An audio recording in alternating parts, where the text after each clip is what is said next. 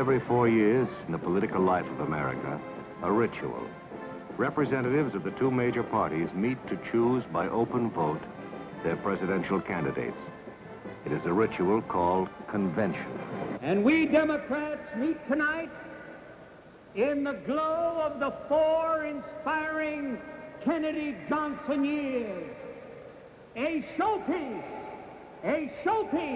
4 years of reluctant backing into tomorrow.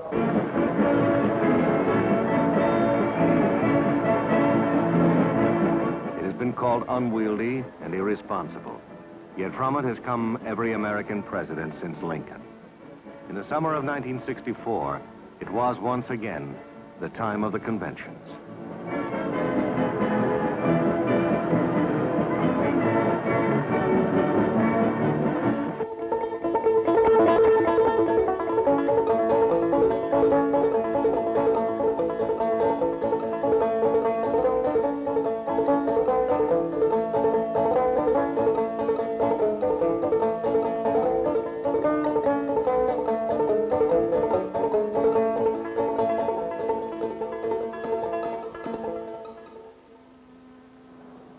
July, San Francisco. The 28th National Convention of the Republican Party was about to begin.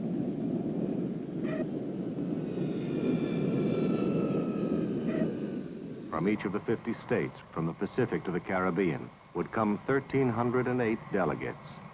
Businessmen, lawyers, housewives, all would be members of the same discipline, Republicans. From appeasement of our enemies.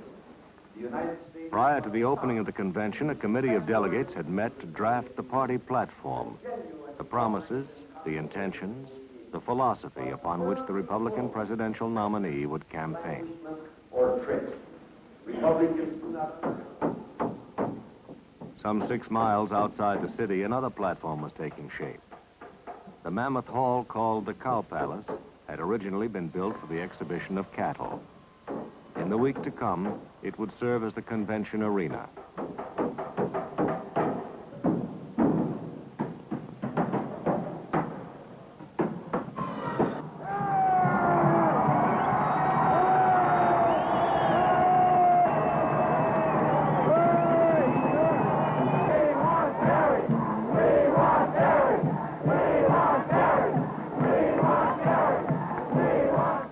Before, Barry Morris Goldwater had begun his drive for the Republican nomination. Now he arrived in San Francisco, the front-runner. California Republicans in a statewide primary election had just voted him all of their 86 delegates, and he had the pledged support of hundreds more. To win, he would need the votes of 655 delegates. A self-proclaimed conservative, Goldwater's slogan was a choice, not an echo. In his view, the choice lay between the excessive spread of federal power and the freedom of the individual citizen. I promise you that I will preserve and extend freedom over this country and all over this world.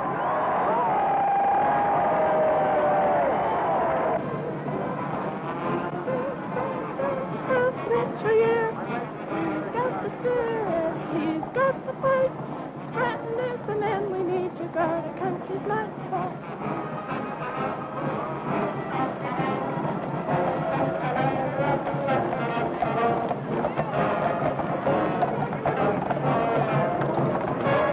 Goldwater's only important rival seemed to be William Scranton, governor of Pennsylvania.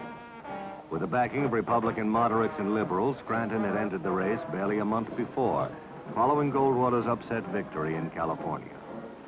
Though far behind in delegate support, Scranton had announced his candidacy, saying, "We are going to San Francisco to hold a convention, not a coronation."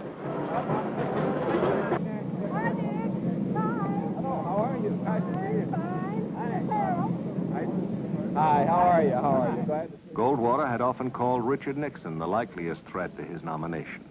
Though he was not a formal candidate, in the event of a Goldwater-Scranton deadlock, Richard Nixon might well emerge as the compromise choice. Okay. In the interest of party unity, is this true?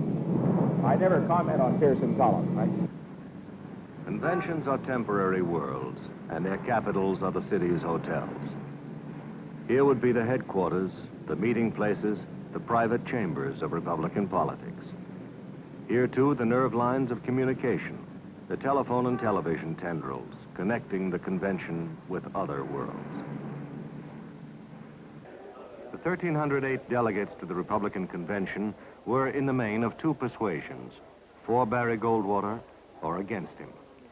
Mrs. Floy Archer, one of the 86 California delegates pledged to Goldwater, for years had believed that he would make the best possible president of the United States. She had supported her convictions with voluntary precinct work and was co-chairman of the Los Angeles County Goldwater Volunteers. A housewife, the mother of two teenage daughters, this would be Floy Archer's first convention. The Mark Hopkins Hotel on San Francisco's highest hill was the command post of Barry Goldwater.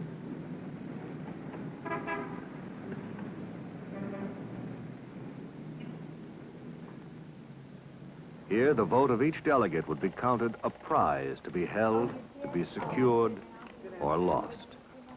In San Francisco, if a delegate could be won, he would be wooed. 2 floors below, workers for William Scranton were on 24-hour duty. Their job? To change the minds of at least 100 delegates now supporting Goldwater. That many opinions would have to be swayed if a first ballot nomination was to be blocked. On Wednesday, all right? Thank you so much, Miss Collier. I'll tell her. I'll put Mr. Adams on for you.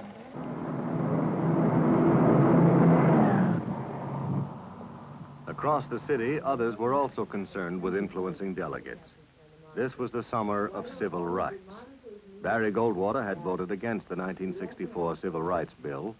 Now, many groups, such as the Congress of Racial Equality, were preparing peaceful protests against him. So we have to ask each group or each chapter.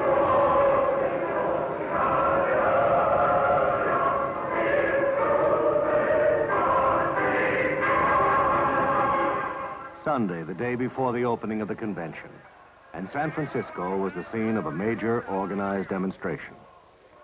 From the Embarcadero to the mall at Civic Center, people joined to walk together, hoping to bring pressure on the convention. For freedom of all people. We want to assure the delegates to the Republican convention that we have nothing against the Republican Party as such, but we want the nation and the world to know that Senator Goldwater is not fit to be a candidate for president of the United States.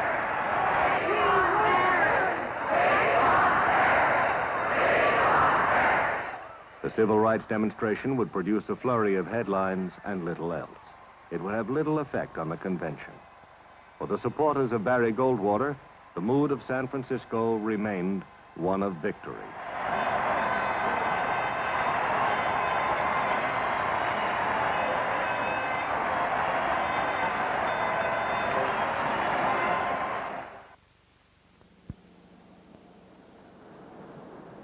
Monday, July 13th, and from the city came the delegates. His name was Robert Ray. He was 35 years old, chairman of the Republican Party in the state of Iowa. For Bob Ray, the issues at San Francisco were clear-cut, and so was his responsibility. I feel my job here is to represent not just my own views, but those of the others, the people in the party back home who made me a delegate. Now, according to the polls, 60% of Iowa Republicans are what you might call moderates. They don't favor Goldwater.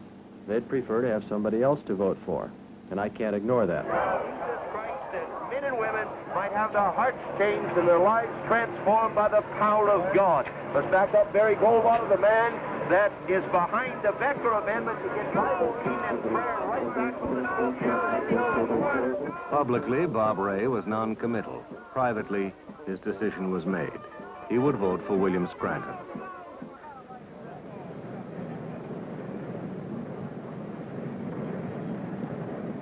Television and radio had made of the political convention a forum open to the world.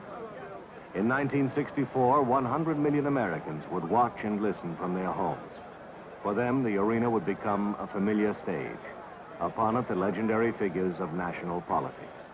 William Nolan, former Senate Majority Leader, chairman of the California Goldwater delegation. Everett Dirksen, current Republican leader in the Senate. Senator Jacob Javits of New York, liberal, hopeful of withholding the nomination from Goldwater. New York Governor Nelson Rockefeller. Failing in his own bid for the nomination, he had thrown his support to Scranton.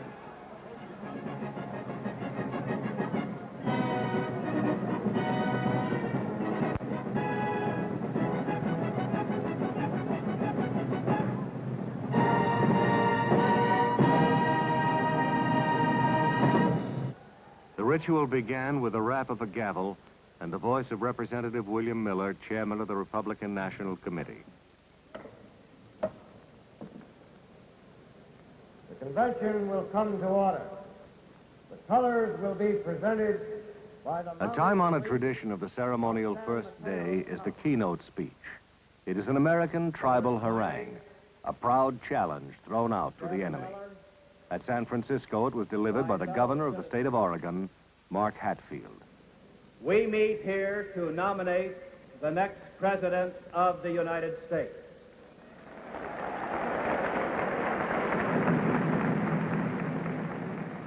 We cannot afford the luxury of the hand-sitters in the parlor.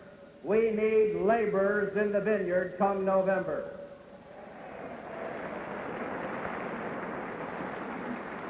In the program of the Republican Party is a victory for all Americans, and it is to them that we present the invitation to set out again on a pilgrimage of faith.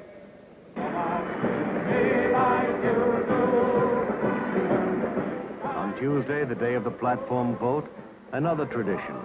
The chieftain of the past stepping briefly back into the light of the present to accept veneration, to exhort, perhaps to advise. Throughout the spring, former President Dwight D. Eisenhower had refused to indicate his preference for a presidential candidate. Under increasing pressure from both sides, Ike had remained neutral. Now it would become clear he intended to preserve that neutrality to the last. Now, my friends, before giving you the last few words that I have here written down, I want to tell you, I am forever and shall forever be sensible to the great honor that was twice bestowed upon me by a body such as this. It is the highest ambition that any American can have. And by your generosity and by your action, I was permitted, a poor farmer boy from Kansas, to enjoy it. So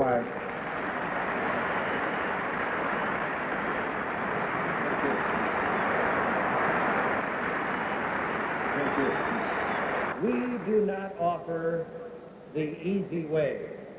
The reading of the text of the Republican platform was mainly for television. The delegates, having already examined it, awaited the coming confrontation. Moderates and conservatives would disagree over wording on three issues: political extremism, control of nuclear weapons, and civil rights. The fight over amendments on these issues would inevitably be a test of Goldwater's strength and a chance for the Scranton forces to turn the tide. To lead the attack for the First Amendment, condemning the extreme right-wing Birch Society, came Nelson Rockefeller. There is no place in the Republican Party for such hawkers of hate, such purveyors of prejudice.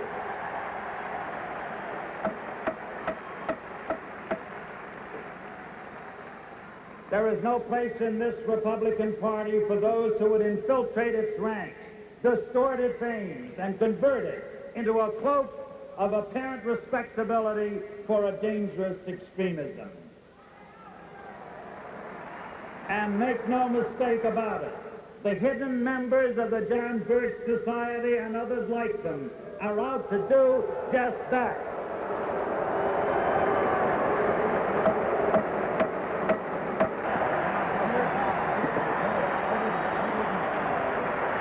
Supporters of Barry Goldwater would counterattack with vigor, strongly opposing any change in the language of the platform. It's dangerous, it's demeaning, and it has no place in a Republican platform. The vote on whether or not to revise the platform was to come late in the evening. California cast 86 votes no. Iowa, 24 votes. Mr. Chairman, Iowa cast 2 votes yes, 22 votes no. Iowa, 2 votes yes, 22 votes no. New York, 92 votes. Mr. Chairman, New York cast 86 votes yes, 6 votes no. New York. The amendment would lose. The language of the platform would be accepted without change. The pattern of power had been established.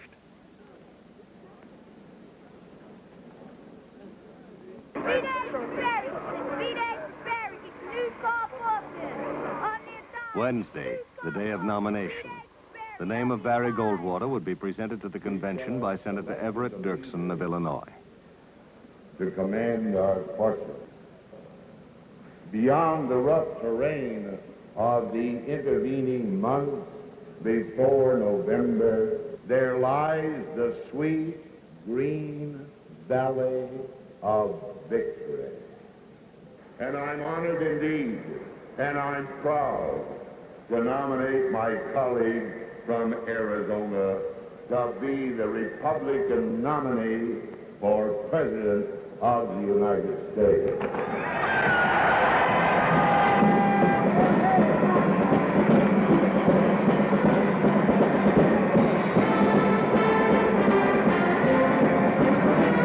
I've waited 4 years for this.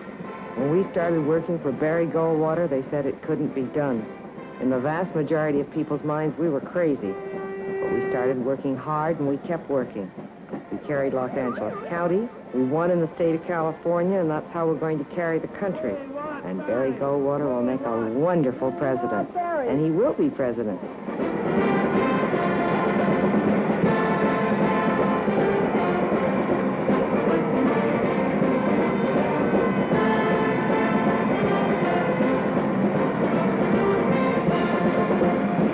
Before the final showdown, time for a ritual within a ritual.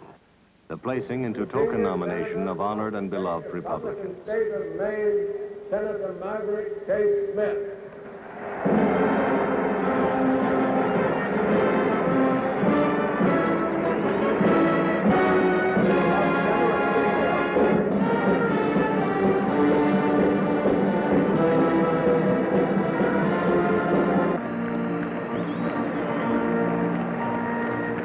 Fellow Republicans. Finally, late Wednesday evening, the Eisenhower name was again presented to the convention. Ike's younger brother, Dr. Milton Eisenhower, placed the name of William Scranton in nomination. Our nation and the free world need the man I now nominate, William Warren Scranton of Pennsylvania.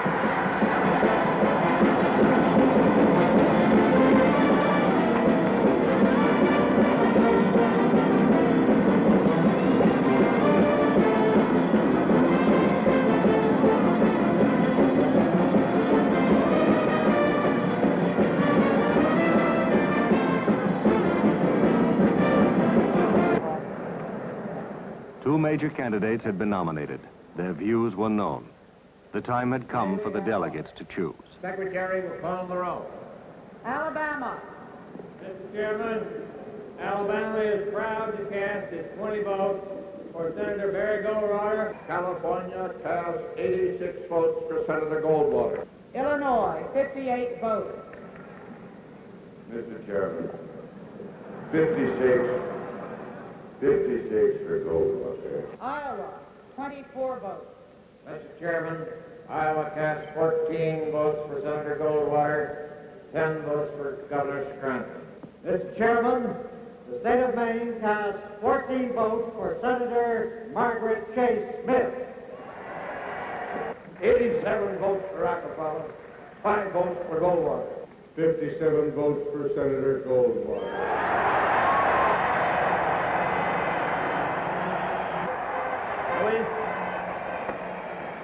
Mr. Chairman, the Commonwealth of Pennsylvania cast 60 votes for its great governor and favorite son, William Warren Scranton.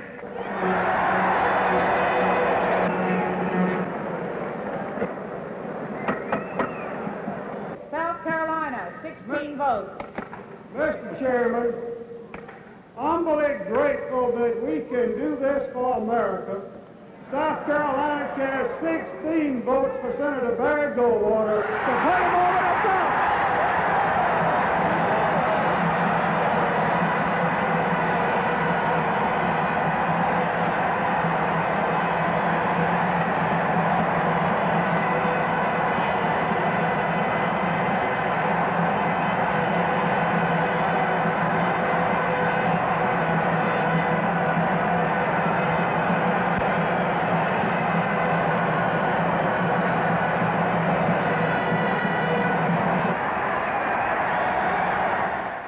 The defeated American candidate is as clearly defined as that of the victor.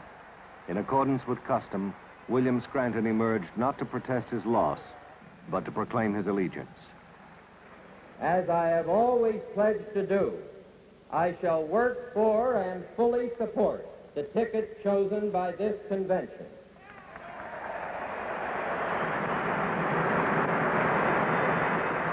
Mr. Chairman, if it is within the rules, may I say to you that I have the privilege to move that we make the nomination of Senator Goldwater unanimous for the United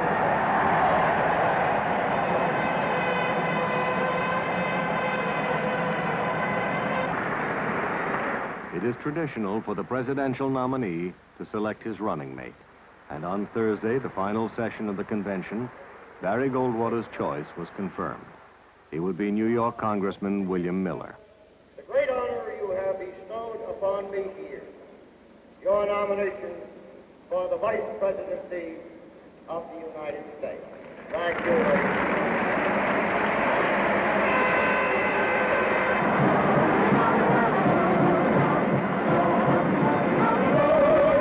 9:45 p.m. Barry Morris Goldwater, accompanied by his wife Peggy, appeared on the platform at the Cow Palace, there to make his acceptance, to claim his victory.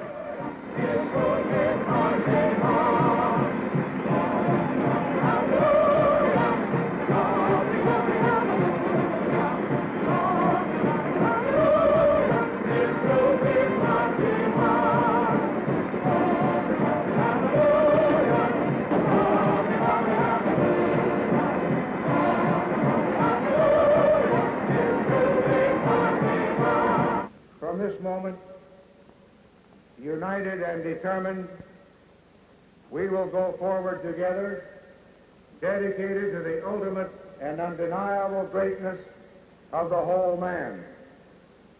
Together we will win.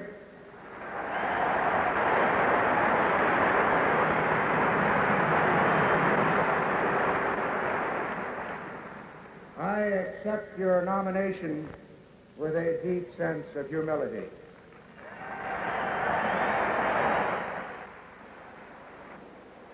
I accept the duty of leading this party to victory this year.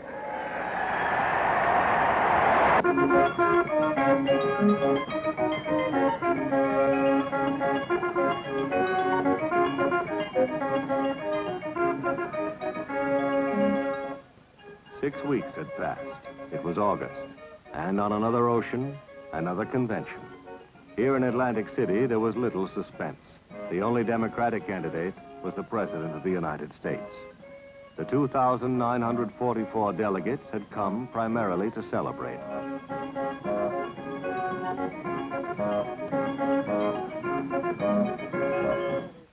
Yet serious issues did exist. A vice presidential nominee would have to be selected, and it was still the summer of civil rights. An integrated group from Mississippi, calling themselves Freedom Democrats, was challenging the official delegation from that state. Their leaders, Dr. Aaron Henry and the Reverend Edwin King, would fight to be seated. For the newsmen of the world who sought them out, the cause of the Freedom Democrats was the #1 story of the convention. Except the state law to make all the Negroes who are in there. It would be up to the Committee on Credentials to decide which group to seat, the Mississippi Freedom Democrats or the official delegation. It was a controversy which could rip open the convention. Pennsylvania's David Lawrence, chairman of the committee, heard testimony from witnesses of both sides, including the Reverend Martin Luther King. No state in the Union has gone to such extremes to prevent the participation of Negro citizens in political life as the state of Mississippi. Now, white and Negro citizens of goodwill have come to the National Democratic Party in a desperate moral appeal for recognition and representation. You who must sit here judging their validity as delegates to this convention cannot imagine the anguish and suffering they have undergone to get to this point. But they come not to complain of their sufferings. They come seeking the fulfillment of their dream for democracy in Mississippi. The attacks made upon the people of Mississippi were deviously conceived from without its borders, including attacks as we have shown from Fidel Castro and will be shown by the Assistant Attorney General. Now, the Act provides that when you come up to register, you should furnish the name of your executive committeeman, the chairman and secretary thereof, and that the should be filed after the convention showing who all your people are, your presidential electors, your state executive committee, and what have you. Now, here was all that was filed with the Secretary of State of the state of Mississippi. It says this: the Honorable Heber Ladner, Secretary of State, state of Mississippi, Jackson, Mississippi. But in 1964, not all Southerners viewed civil rights in the same terms. The moderate governor of Georgia, Carl Sanders, had made headlines by appointing 2 Negroes to the Georgia delegation, the first such act by a Southern governor since the turn of the century. In a TV interview for his home state, he made clear his position. As leading Southerner on the platform committee, he would endorse the new civil rights bill, but would work to make the language of that endorsement acceptable to Southerners. Still, if a Southern walkout did occur, Carl Sanders might, no matter how reluctantly, be forced to join in. 6 men at Atlantic City were cast in the role of possible vice presidential nominees. There was Hubert Horatio Humphrey, son of a South Dakota druggist, senior senator from Minnesota. Eugene McCarthy, Humphrey's colleague in the Senate, liberal but less well known.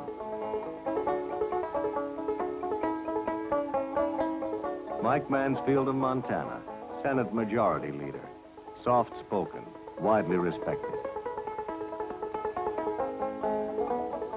Robert Wagner, mayor of New York, the nation's largest city, a highly successful getter of votes. Pat Brown, governor of the country's most populous state, California.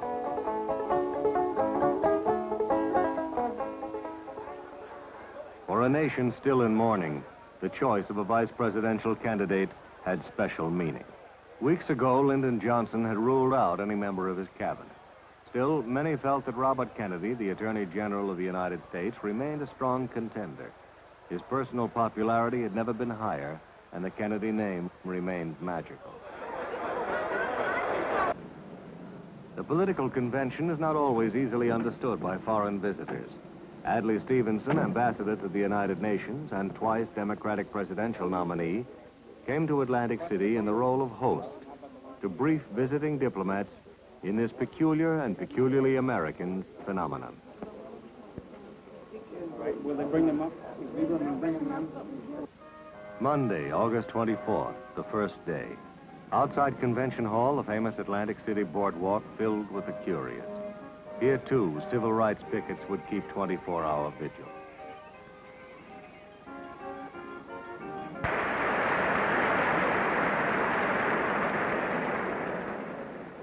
In this hour of decision for America, this is a time for plain talk. The keynote address was delivered by Senator John Pastore of Rhode Island, a first-generation Italian-American. An attack on the Republican presidential nominee, a defining of Democratic position, it was, in effect, the opening barrage of the Democrats' 1964 campaign.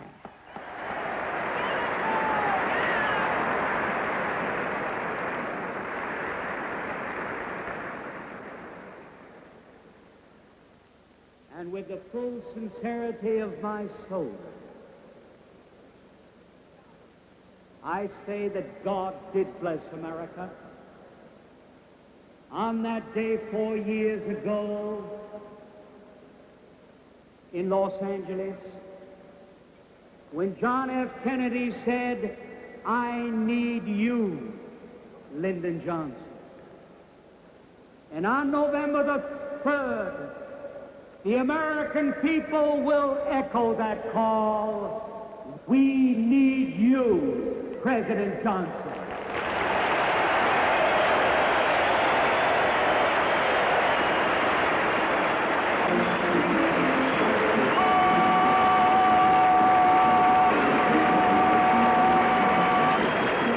On the first night, the twin problems of the civil rights section of the platform and the seating of the Mississippi delegations were still unresolved. But by Tuesday, the possibility of a Southern walkout over the platform had receded. The language of the passage dealing with the Civil Rights Bill was forthright but restrained. The result? A platform broad enough to bridge the historic gulf between Democratic North and South. The Civil Rights Act of 1964 deserves and requires full observance by every American and fair, effective enforcement if there is any default. For Mississippi, too, the answer was compromise, amid confusion. The official Mississippi delegates were seated only if they pledged to support the party's nominees. The party pledged itself to reject any future delegations in which racial discrimination existed. The Freedom Democrats were invited to remain as honored guests, and their leaders made delegates at large with voting privileges. With most of the official delegates refusing to sign the pledge of support, the Freedom Democrats symbolically claimed their places. For them, the ordeal had ended in real victory. They had dramatized their position to the nation, and through peaceful means, altered the course of the political party of their choice.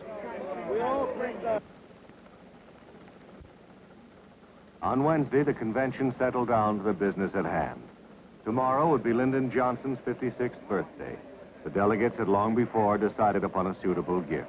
Mine is the honor of sharing in the nomination of this convention of the leader of our nation, a great leader of his party and his people, the President Lyndon Baines Johnson.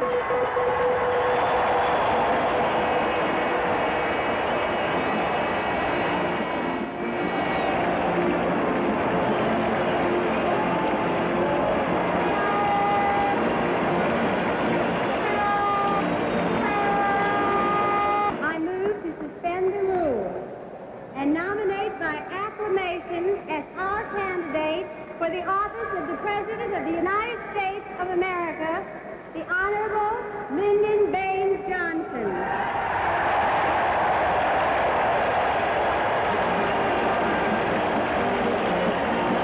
This was why the delegates had come to Atlantic City, to reaffirm their faith in Lyndon Johnson, to dance the sweet dance of political battle, and finally to learn from Johnson, flanked by his family, his choice for vice president.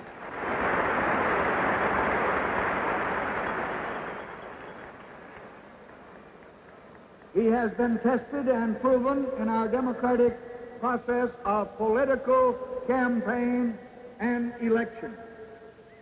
He has had long and distinguished experience in public life as an executive and as a legislator.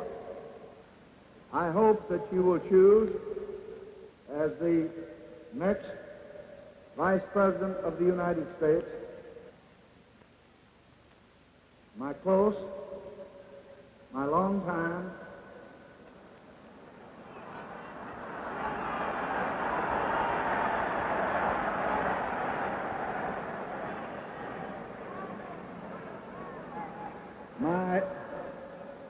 my trusted colleague, Senator Humphrey of Minnesota.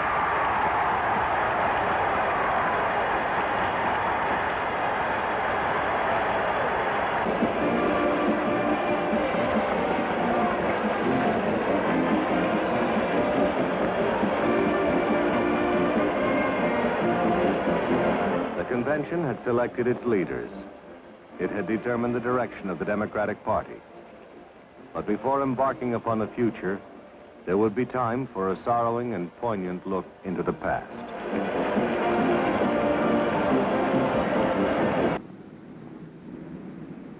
Thursday, the last night of the convention. Robert Kennedy traveled to Convention Hall, there to speak in tribute to his late brother, John F. Kennedy. But even as he appeared on the platform, the delegates began to respond, spontaneously, movingly. For 16 minutes, the convention came to a halt as they hailed the memory of the fallen president. In their own way, the delegates were marking the end of an era, were saying farewell.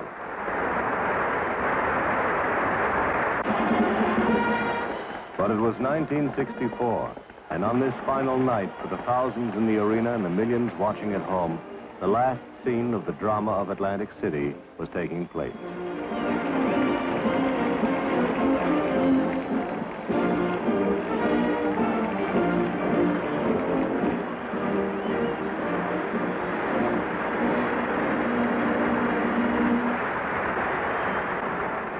Chairman McCormick, my fellow Americans, I accept your nomination.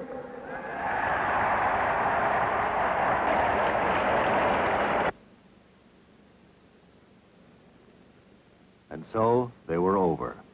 The twin rituals of American politics had once again passed into political history. It had been a time of agreement and disagreement, of ambition and of struggle. Now it was a time for going home. By mid-morning of the next day, most of the many thousands of Democrats who had descended upon Atlantic City would be gone. Gone, too, the legions of television, of the spoken and the written word. The story of Atlantic City had been recorded. Now the country's attention would move elsewhere. There were new stories waiting to be told.